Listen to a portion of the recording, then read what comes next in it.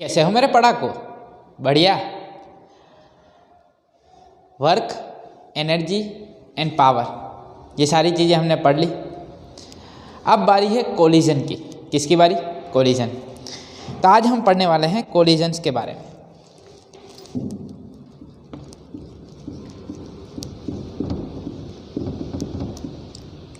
Collision.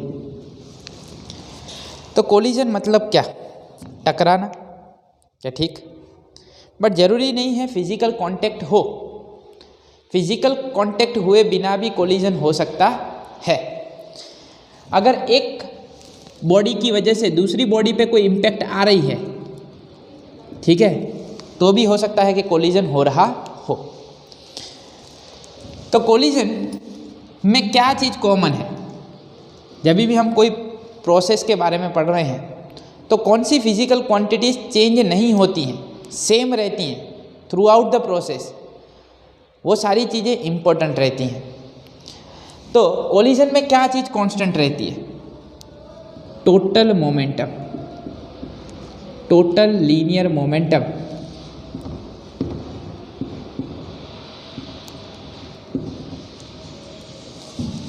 is conserved in any collision। हमेशा याद रखें, total linear momentum is conserved in any collision. चाहे कोई भी कोलिजन हो रहा हो, ये चीज़ तो कांस्टेंट रहेगी। इसका मतलब क्या है? Initial momentum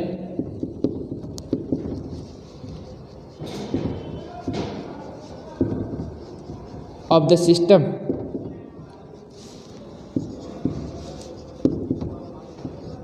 is equal to final momentum of the system।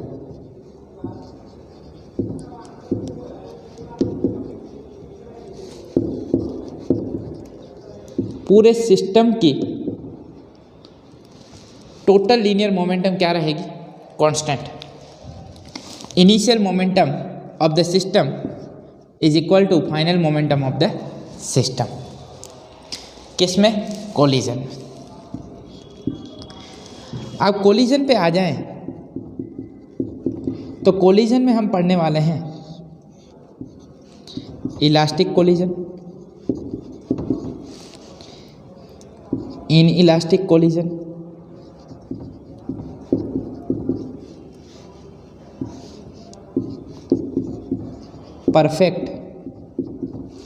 perfectly inelastic collision।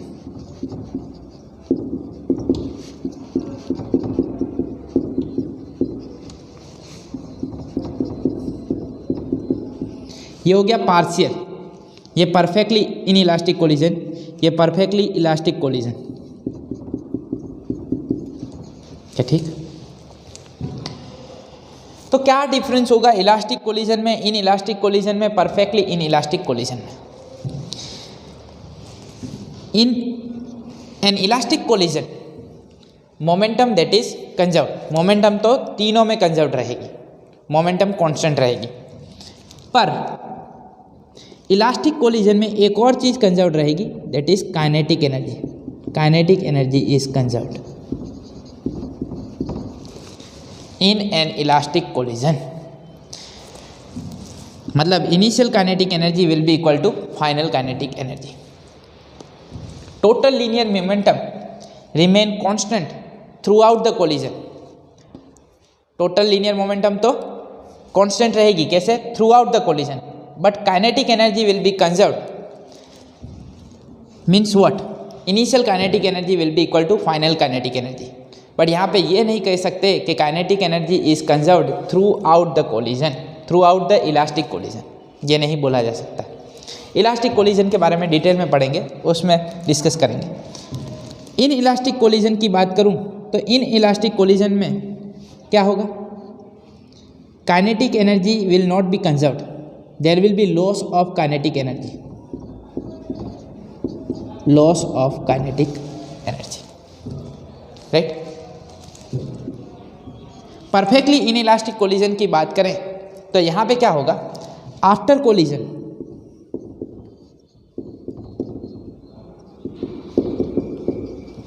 After collision two bodies stick together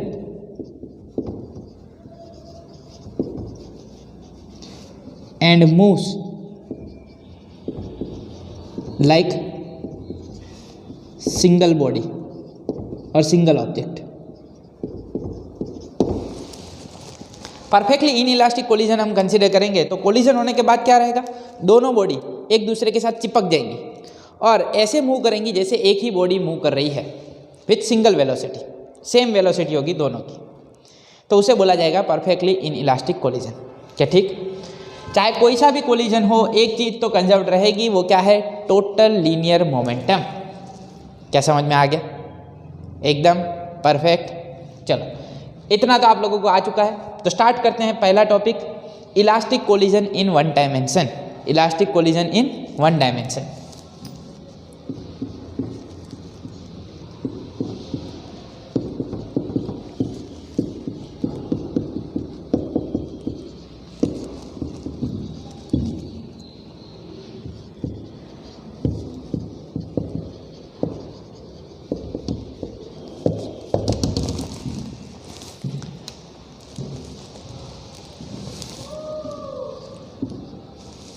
चलो इलास्टिक कोलिजन कंसिडर करना है किसमें, in one dimension.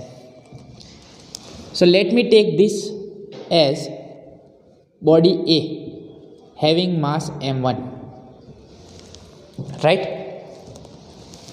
And here I am taking another body having mass m2, उसे बोल देते हैं body B. Suppose m1 is moving with velocity u1 and m2 is moving with velocity u2। क्या ठीक? ये इनिशियल वेलोसिटी है। ये case हो गया बिफोर कोलिजन, अभी कोलिजन हुआ नहीं है। अब मुझे बताओ कोलिजन करवाना है, हमारे सिलेबस में दोनों के बीच में फिजिकल कांटेक्ट होगा, बिना फिजिकल कांटेक्ट वाला कोलिजन अभी हमें पढ़ने नहीं है। चलो ये बॉडी ए, ये बॉडी बी, दोनों के बीच में कोलिजन करवाना है तो क्या होना चाहिए, दोनों ही u1 और u2 स्पीड से जा रही है। बॉडी ए की स्पीड है u1, बॉडी बी की स्पीड है u2। अगर कोलिजन करवाना है तो कंडीशन क्या होनी चाहिए, this u1 should be greater than u2। Body A की स्पीड बॉडी बी से ज़्यादा होनी चाहिए। अगर इसकी स्पीड ज़्यादा रही तो कुछ समय के बाद ये बॉडी बी से टकराएगा, यस और नो, और क्या होगा, कोलिजन। ओके, तो कुछ समय के बाद यहाँ पे होगा कोलिजन।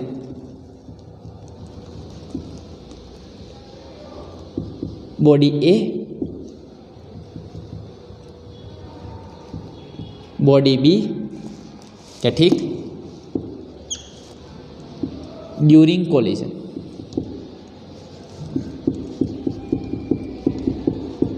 कुछ ये सिचुएशन होगी, दोनों टकराए। कोलिजन हो जाने के बाद क्या होगा भाई, after collision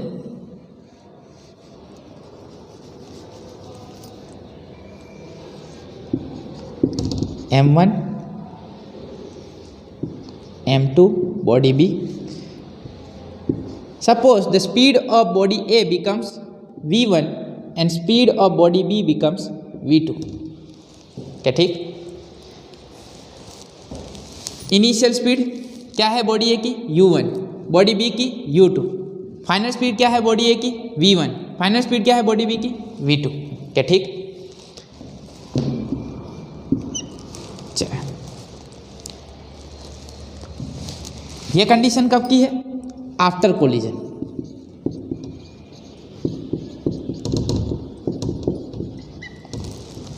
this is before collision and this is during collision.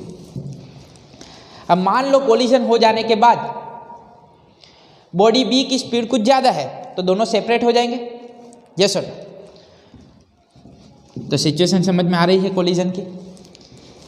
चलो इलास्टिक कोलिजन हो रहा है, चाहे कोई सा भी कोलिजन हो, पहली चीज तो क्या कंसेप्ट रहेगी, total linear momentum. Total linear momentum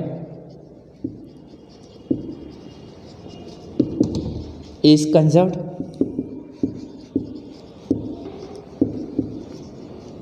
Yes or no? Total linear momentum is conserve.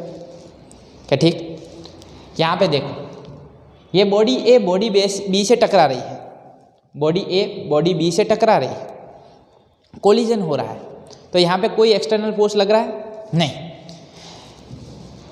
यहाँ पे बॉडी बी पे कौन फोर्स लगाएगा? बॉडी ए। यस और नो? और बॉडी ए पे कौन फोर्स लगाएगा? Body B. कोलिजन होगा तो ये बॉडी ए इसके ऊपर कुछ फोर्स लगाएगी और बॉडी बी इसके ऊपर कुछ फोर्स लगाएगी। यस और नो?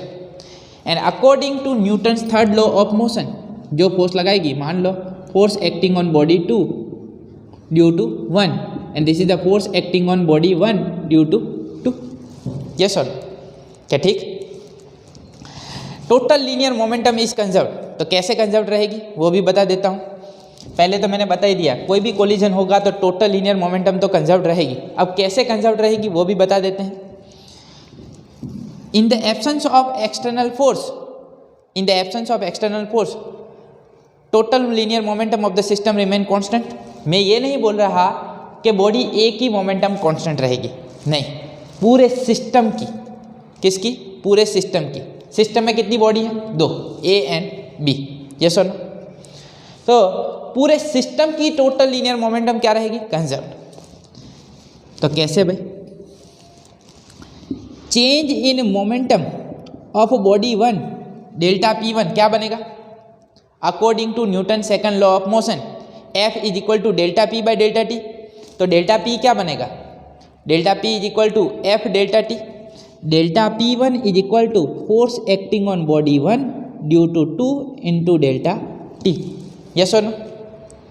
क्या ठीक? So delta P1 vector is equal to F12 vector into delta T। Same way delta P2 vector is equal to F21 vector into delta T। यहाँ पे वन डायमेंशन कंसिडर कर रहे हैं तो वेक्टर नहीं लगाओगे तो भी चलेगा। चलो, तो टोटल चेंज क्या हुआ भाई? टोटल चेंज यहाँ पे देखें तो क्या बनेगा? Delta P1 plus delta P2 vector is equal to F12 vector delta T plus F21 vector delta T। Yes और क्या ठीक? According to Newton's third law of motion, every action has equal and opposite reaction. Therefore, F12 vector will be equal to minus F21 vector. According to Newton's third law of motion, F12 vector will be equal to minus F21 vector. ये होगा कि नहीं होगा? Is equal to F12 vector delta T minus F12 vector delta T. F21 की जगह लिख सकते हैं minus F12। F12 vector delta T minus F12 vector delta T क्या हुआ? 0। Change in momentum of the system that is 0। Delta P1 vector plus delta P2 vector. Yes sir? क्या ठीक? So total linear momentum of the system is conserved. क्या समझ में आया? एकदम perfect.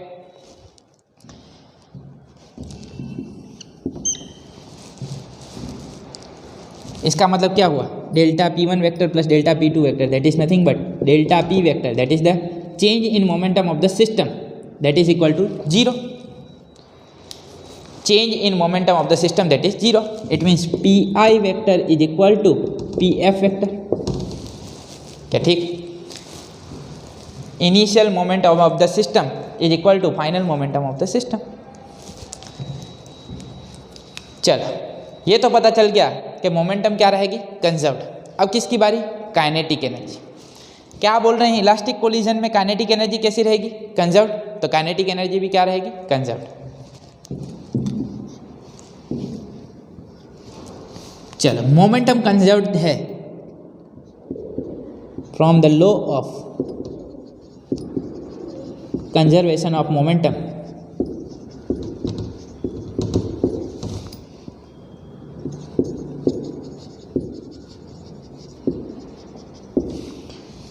P I vector is equal to P F vector, yes और P I vector is equal to P F vector. Therefore we can write that initial momentum क्या बनेगी, m1 u1 plus m2 u2। Initial momentum of the system m1 u1 plus m2 u2 is equal to क्या बनेगा, finally m1 v1 plus m2 v2। One dimension में consider कर रहे हैं इसलिए vector लगाने की जरूरत नहीं है। From the law of conservation of momentum P I vector is equal to P F vector. What is the initial momentum of the system m1 u1 plus m2 u2। What is the final momentum of the system m1 v1 plus m2 v2। क्या ठीक, इसे मैं दे देता हूँ equation number 1। क्या ठीक, क्या इतनी चीज़ें समझ में आ गई, एकदम परफेक्ट। लिखना है जल्दी से लिख लो।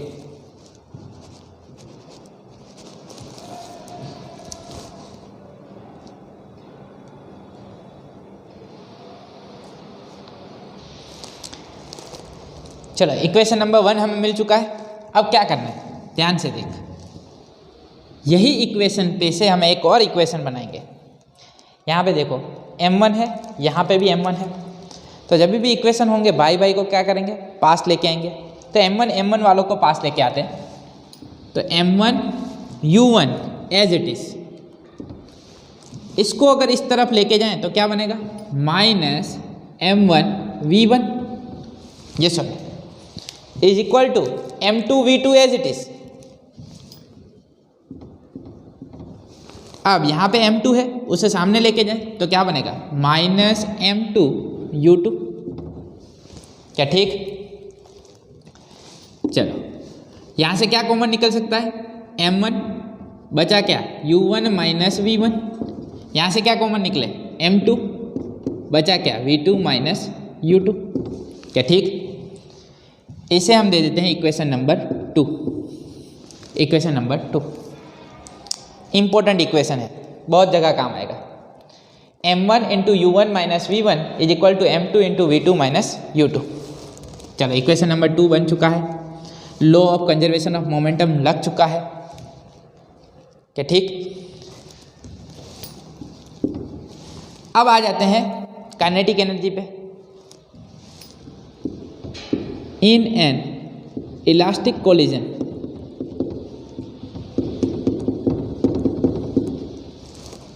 kinetic energy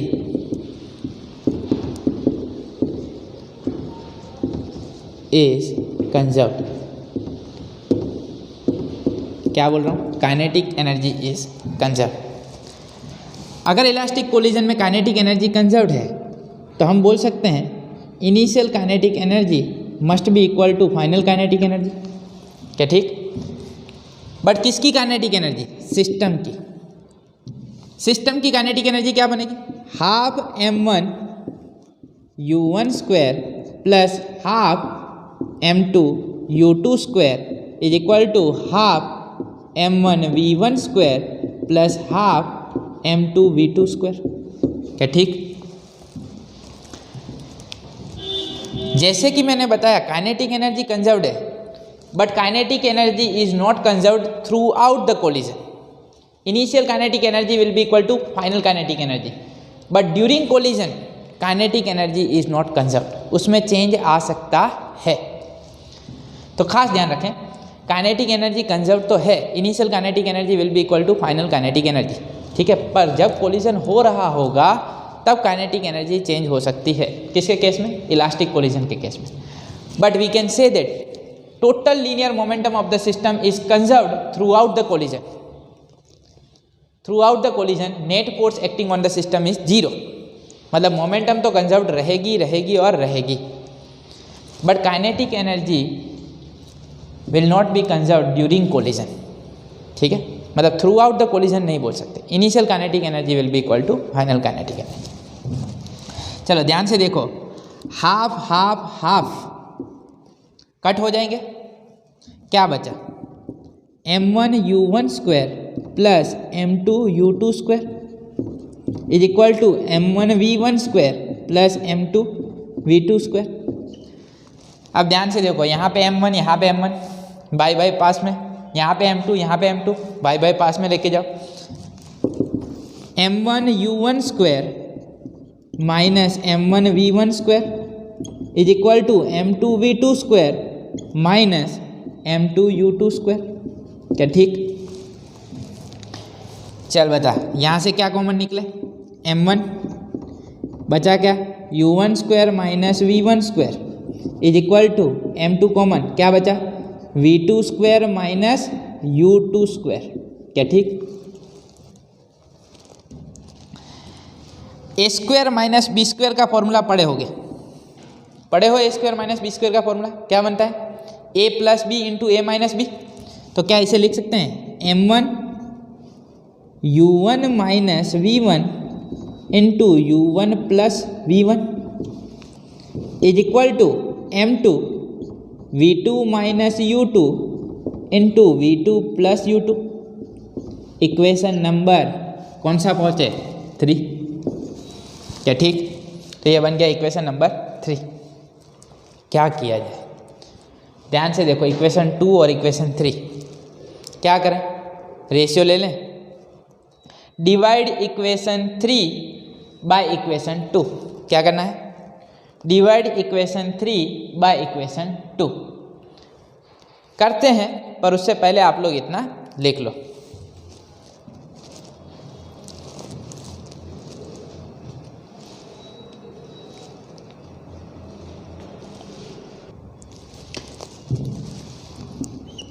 क्या करना है? डिवाइड करना है। Dividing equation 3 by equation 2।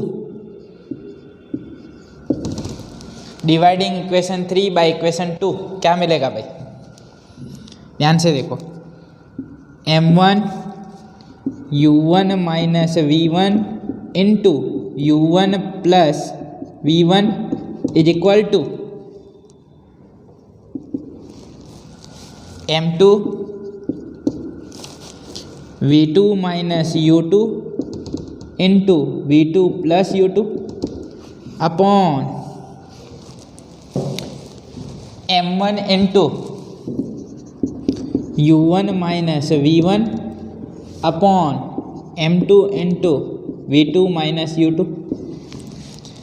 m1 ने m1 को मार दिया, u1 माइनस v1 ने u1 माइनस v1 को मार दिया, m2 ने m2 को मार दिया, v2 माइनस u2 ने v2 माइनस u2 को मार दिया। क्या ठीक? क्या बचा? Therefore u1 plus v1 is equal to v2 plus u2। क्या ठीक? बराबर है? समझ में आया? चल ओके, चलो u1 u2 को पास में लेके आए, क्या बनेगा? u1 minus u2 is equal to v2 minus v1। u1 minus u2 is equal to v2 minus v1। Equation number 4। Equation number 4। From equation 4 we can say that relative velocity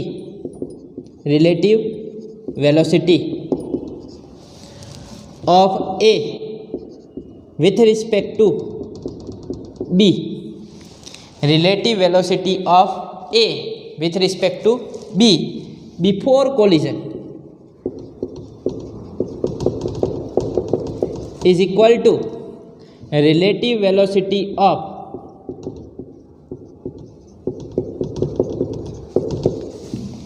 B with respect to A, B with respect to A।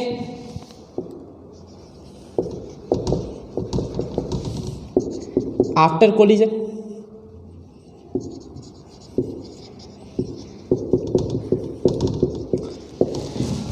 important equation of this theory, relative velocity of A with respect to B before collision is equal to relative velocity of B with respect to A after collision। चलो, इससे क्या पता चला? यहाँ पे देखो, u1 minus u2 है क्या?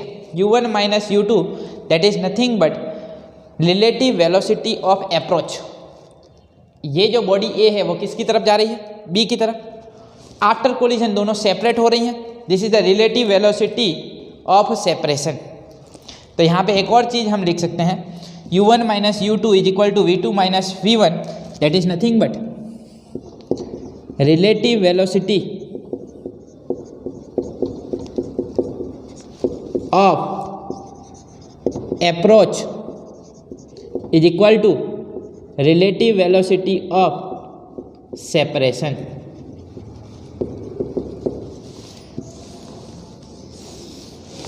Relative velocity of approach is equal to relative velocity of separation. क्या ठीक, u1 minus u2 that is the relative velocity of approach. यहाँ पे ए बी की तरफ जा रहा है, अप्रोच कर रहा है, तो relative velocity of approach. And v2 minus v1 that is the relative velocity of separation. यहाँ पे दोनों सेपरेट होंगे, कोलाइड किए फिर सेपरेट होंगे, तो रिलेटिव वेलोसिटी ऑफ सेपरेशन। क्या ठीक, तो इंपॉर्टेंट है इक्वेशन नंबर 4। अब आप बोलोगे अब क्या करना है सर इलास्टिक कोलिजन में, तो हमारा इंटरेस्ट है फाइनल वेलोसिटी में। टकराने के बाद, कोलिजन होने के बाद फाइनल वेलोसिटी क्या मिल रही है, ऑब्जेक्ट ए की और ऑब्जेक्ट बी की, ऑब्जेक्ट ए की और ऑब्जेक्ट बी की। समझ लो इलास्टिक कोलिजन खत्म हो गया यहाँ पे। अगर तुझे इतना समझ में आ गया तो तू कोई भी न्यूमेरिकल एमसीक्यू वगैरह सॉल्व कर सकता है। अगर इतना हो गया, पहले क्या लगा दे, law of conservation of linear momentum, फिर क्या लगा दे, law of conservation of kinetic energy, तो काइनेटिक एनर्जी भी कंजर्व्ड है, तो तुझे इक्वेशंस मिल जाएंगे। क्या ठीक, इतना हो गया, मतलब तेरा टॉपिक क्लियर है इलास्टिक कोलिजन। पर एक और चीज़ कर लेते हैं जिससे आप लोग आसानी से v1 और v2 निकाल सकते हो। क्या निकाल सकते हो, v1 और v2, final speed of body A and final speed of body B. कैसे निकालना है दिखाता हूँ, पर उससे पहले आप लोग इतना लिख लो।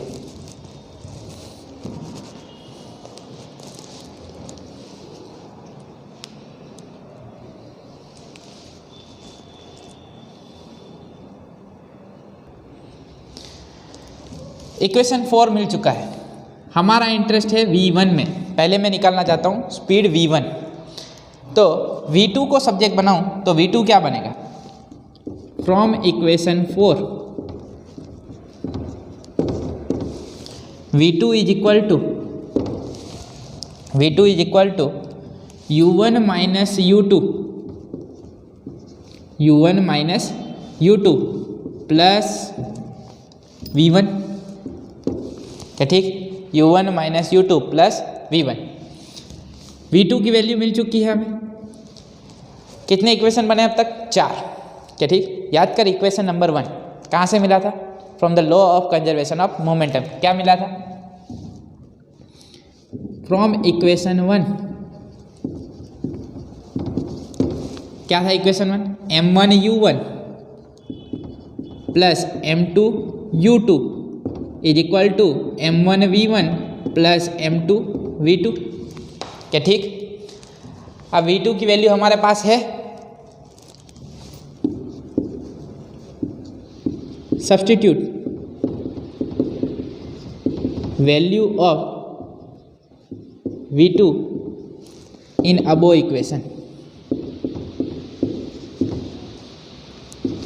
Substitute value of v2 in above equation क्या बनेगा, m1u1 plus m2u2 as it is equal to m1v1 plus m2 into v2 क्या बने,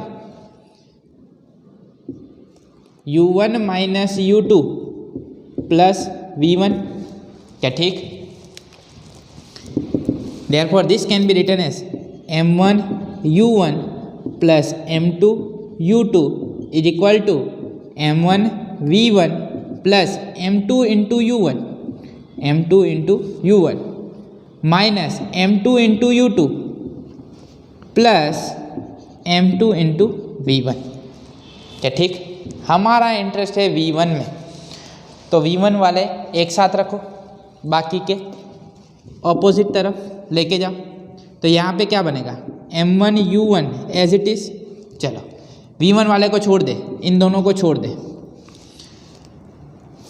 m1u1 और यहाँ पे क्या है m2u1, यस और क्या है M2U1, तो U1 वाले को इस तरफ ले क्या M2U1 प्लस M2U2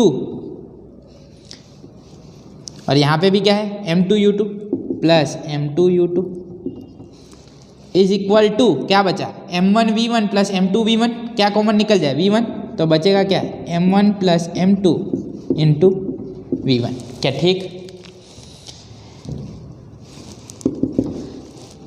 क्या किया M1U1 U1 बाई बाई को पास में लाओ M1U1 प्लस M2U1 M2U2 यहाँ पे भी M2U2 बाई पास में लेके आओ M2U2 प्लस M2U2, क्या ठीक। और ये V1 वाला बाई तो V1 कॉमन निकाल लो। चलो यहाँ से बता क्या कॉमन निकले U1, तो बचेगा क्या M1 plus M2 into U1, yes और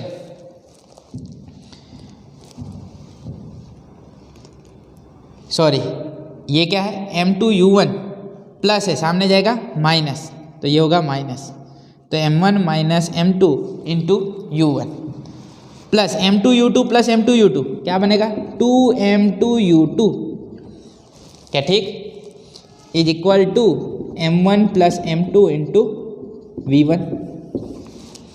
हमारा इंटरेस्ट है V1 में, तो V1 को सब्जेक्ट बनाऊँ तो क्या बने therefore V1 is equal to M1 plus M2 सामने जाएगा M1 minus M2 upon M1 plus M2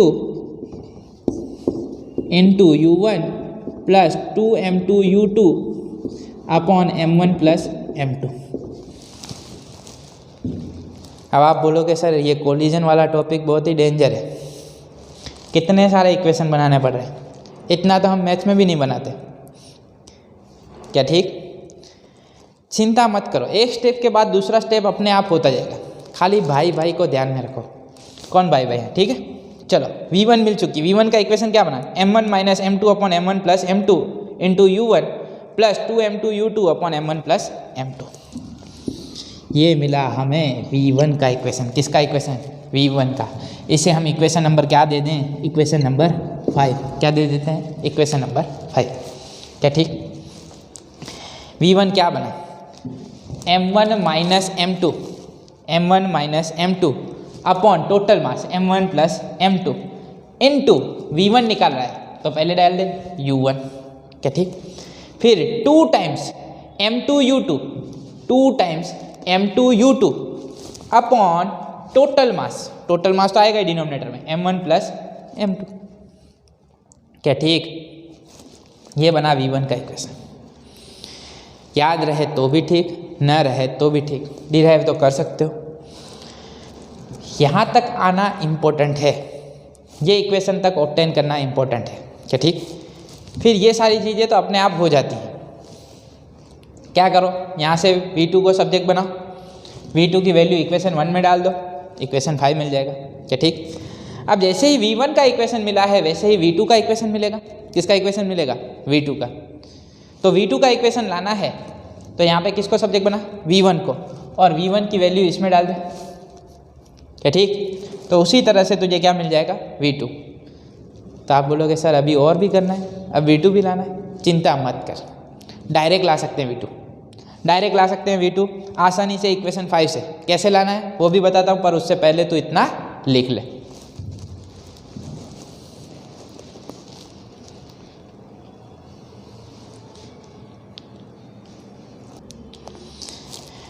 क्या करना है, V2 का इक्वेशन लाना है, जादू कर देते हैं, आसानी से मिल जाएगा।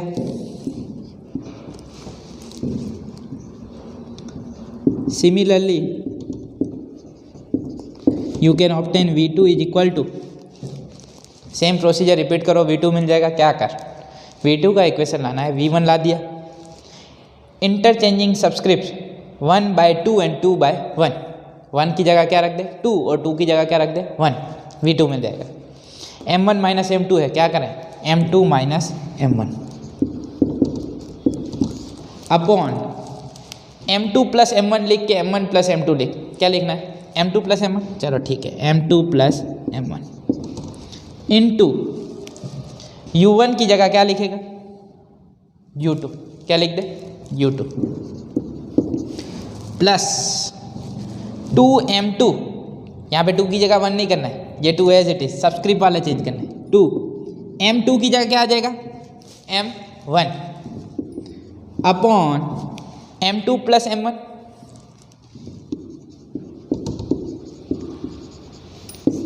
इंटू u2 की जगह क्या लगते, u1। ये बन गया v2 का equation. Final speed body B की मिल चुकी है, इक्वेशन नंबर 6। बॉडी ए की फाइनल स्पीड अवेलेबल है, बॉडी बी की फाइनल स्पीड अवेलेबल है। क्या ठीक समझ में आया, एकदम परफेक्ट। तो इस तरह से हमें ऑब्टेन करनी है v1 और v2। क्या ठीक, इक्वेशंस सारे हमने ऑब्टेन कर लिए हैं for elastic collision in 1 dimension. सारे इक्वेशंस हमें मिल चुके हैं। अब कुछ केस ले लेते हैं, मतलब अभी भी थियरी ख़त्म हुई नहीं है, स्पेशल केसेस। थियरी का मज़ा ही अब स्टार्ट होगा आप लोगों का, अब तक तो सिर्फ मैथ्स के साथ डील की। एक्चुअल में तो अब मज़ा आएगा इलास्टिक कोलिजन में। तो क्या है भाई, स्पेशल केसेस में पहला केस ले लेता हूँ, when 2 bodies of equal mass collide, when 2 bodies of equal mass collide। तो क्या ले ले, m1 is equal to m2 is equal to m।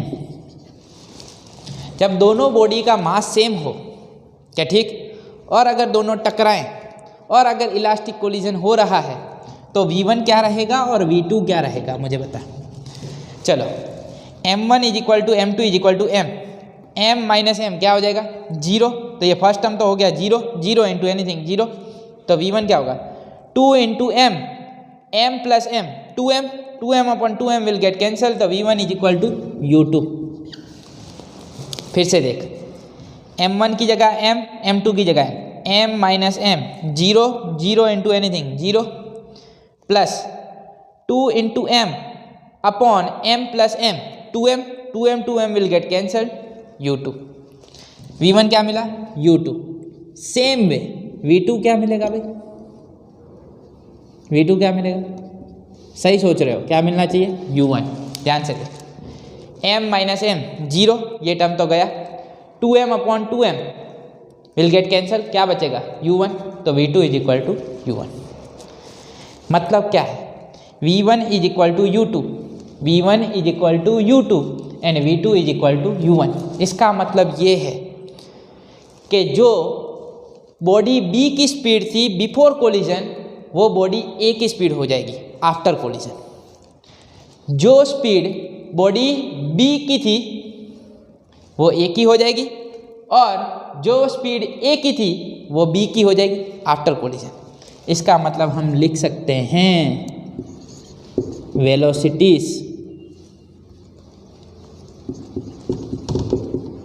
Velocities get exchanged after elastic collision. Velocities get exchange after collision. क्या ठीक, ये एक पहला case हो गया। अगर दोनों का मास सेम रहा, दोनों सेम मास वाली बॉडी टकराएंगी, तो इसकी रफ्तार थी वो इसकी हो जाएगी और जो इसकी रफ्तार थी वो इसकी हो जाएगी। क्या ठीक, तो इक्वल मास वाली बॉडी है, इलास्टिक कोलिजन मान लो, ये मान ले कि 4 मीटर पर सेकंड की रफ्तार से जा रही है, ये 2 मीटर पर सेकंड की। जैसे ही टकराए तो टकराने के बाद इसकी क्या हो जाएगी 4, इसकी क्या हो जाएगी 2, और आगे चलेंगे। क्या समझ में आया, एकदम परफेक्ट। चल लिख लो,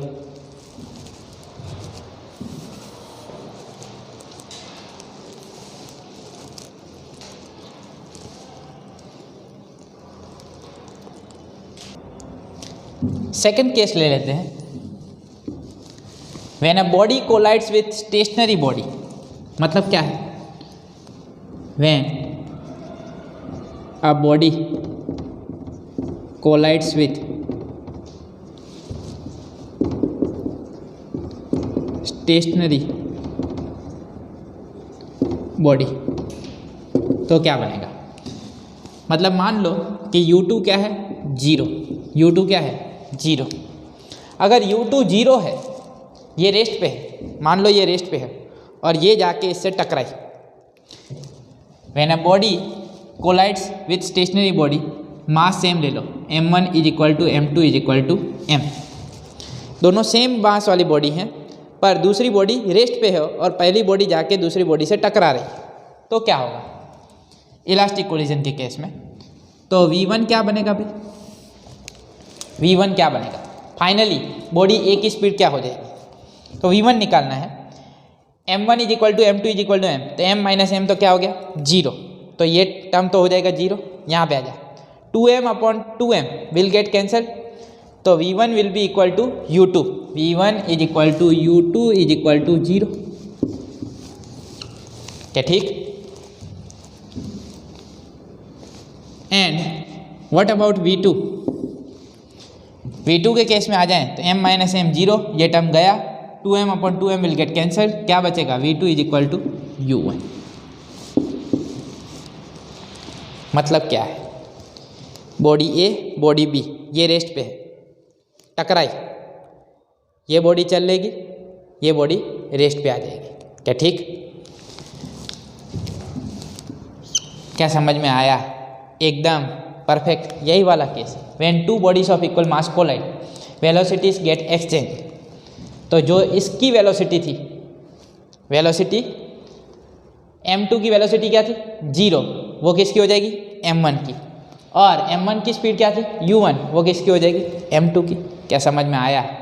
एकदम केस वही है, सिर्फ स्टेशनरी कंसिडर कर दिया और कुछ नहीं।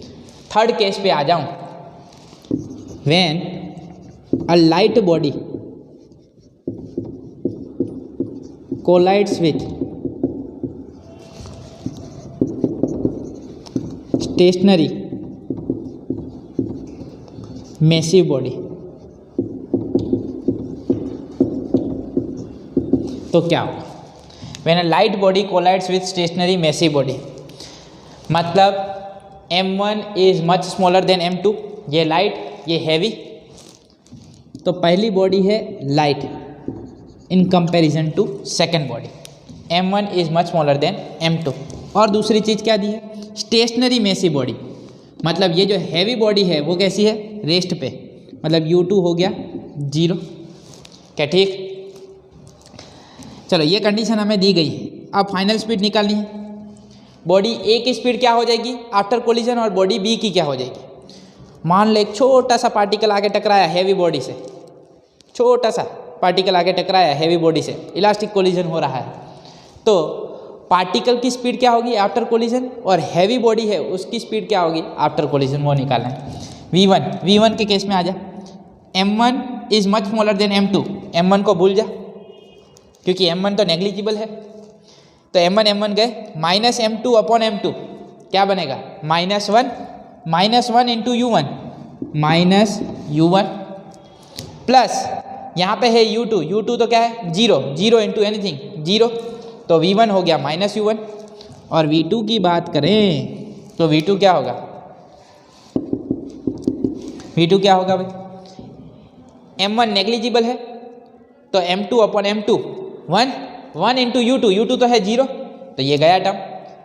2 into m1 is very small, यहाँ से m1 हटा दो, m1 upon m2 is very large, अगर डिनोमिनेटर बहुत बड़ा है तो ये तो क्या हो जाएगा?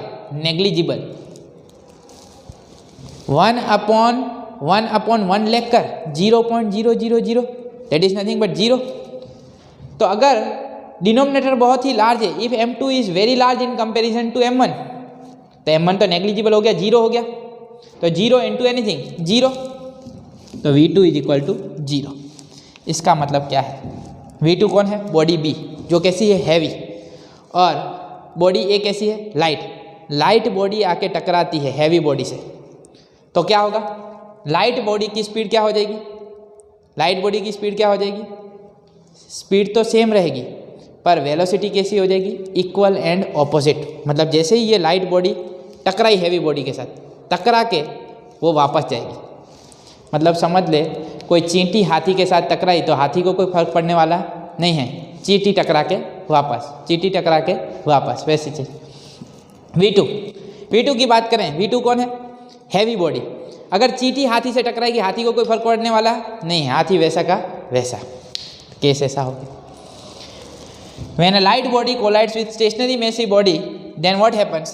Then light body rebounds with equal and opposite velocity and massive body remain at rest. ये चीज होगी। For example, when a light ball strikes with wall, then what happens? It rebounds with same speed. wall को कोई फर्क पड़ने वाला नहीं है, wall as it is. Light ball जो टकरा रहा है, टकरा के सेम स्पीड से वापस आएगा। तो ये हो गया थर्ड केस। एक और केस लेते हैं, पर उससे पहले आप लोग इतना लिख लो।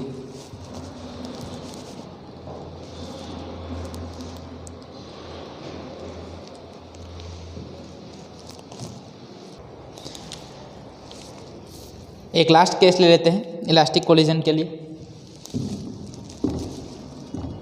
When a massive body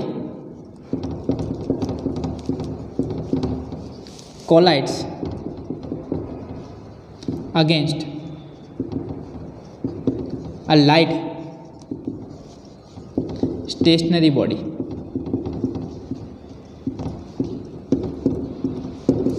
क्या लेना है? When a massive body, मतलब बॉडी ए है massive, हाथी मान ले, and body B that is light and stationary body, मतलब चींटी मान ले, चींटी आराम से खड़ी है क्या, ठीक, और हाथी आ रहा है पीछे से बहुत रफ्तार से, ठीक। तो क्या होगा? तो V1 की बात करूं तो V1 क्या होगा? पहले तो कंडीशन लिख ले।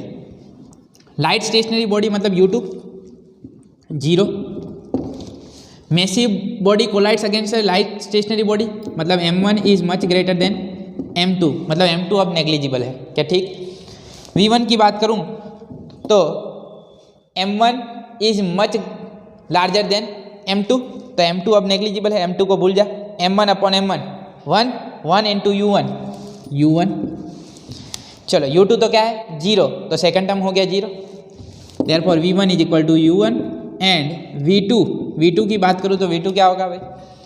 M1 that is much greater than M2, तो M2 भूल जा, minus M1 upon M1 -1 into U2 क्या है 0, तो ये टर्म गया 0, plus M1 is much greater than M2, तो M1 रहेगा, M2 दैट इज नेग्लिजिबल, तो 2 into M1 upon M1 will get cancelled, 2 into U1। क्या समझे इससे? V1 is equal to U1। First body कैसी है? हैवी, तो V1 is equal to U1 मतलब पहली बॉडी की स्पीड तो चेंज होने वाली नहीं है। हाथी आया था, बीच में चींटी आई, उसे कोई फर्क पड़ता नहीं है, जिस रफ्तार से आया था उसी रफ्तार से टकरा के चला गया। पर चींटी से टकराएगा, चींटी पे पाँव नहीं रखना है, मारना नहीं है, उसे टकराना है, ठीक है, जस्ट कोलिजन करवाना है। तो कोलिजन होने के बाद चींटी की रफ्तार क्या होगी? Twice U1। पहले तो चींटी की रफ्तार क्या थी? 0, आराम से खड़ी थी, पता नहीं है पीछे से हाथी आ रहा है, चलो हाथी आया, जैसे ही टकराए तो चींटी की रफ्तार कितनी हो गई? हाथी की रफ्तार से 2 गुना, हाथी गई आगे, दे दनादन, ये सुन, डबल स्पीड से आगे जाएगी। हाथी की स्पीड से हाथी से टकराई है तो हाथी की जो स्पीड थी उससे दुगनी स्पीड से आगे जाएगी। क्या समझ में आया? तो ये हो गए कुछ case elastic collision in one dimension के। क्या आप क्लियर है elastic collision in one dimension? आप समझ में आया क्या हो रहा है कोलिजन में? तो याद रख, कोलिजन जब भी होगा तो टोटल लीनियर मोमेंटम तो क्या रहेगी? कंजर्व्ड। इलास्टिक कोलिजन के केस में एक और चीज़ कंजर्व्ड रहेगी, क्या होगी? Kinetic energy. क्या ठीक? I hope the concept of elastic collision is now clear to you. आप लोगों को लिखना है, लिखने के लिए समय मिलेगा, पर आज मैं यहाँ पे स्टॉप कर रहा हूँ। आज तक के लिए इतना ही। स्वस्थ रहें, मस्त रहें, दीपक सर के साथ पढ़ते रहें। मिलते हैं नेक्स्ट लेक्चर में, तब तक के लिए बाय बाय, थैंक यू।